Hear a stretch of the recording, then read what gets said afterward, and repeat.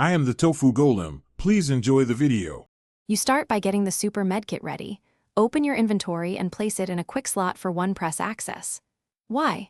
Because speed matters when health drops below critical thresholds and moving mid-fight costs time.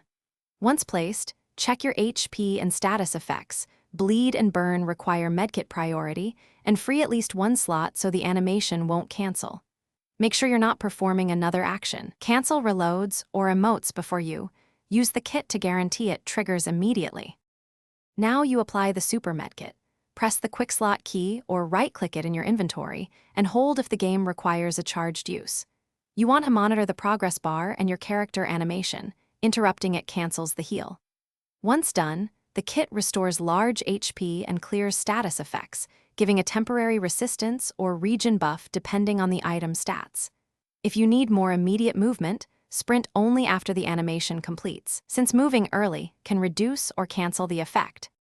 Finish by confirming the Super Medkit delivered its full benefit. Check HP, buff icons, and status effect removal right away. If the heal failed or was partial, first rule out action locks or latency. Make sure key bindings aren't double assigned and that you weren't mid-reload. Once you identify the cause, retry from cover or use a backup medkit or bandage. One key troubleshooting tip: if uses frequently cancel, bind a dedicated quick slot to a single key and test in a safe area to isolate. Thanks for watching.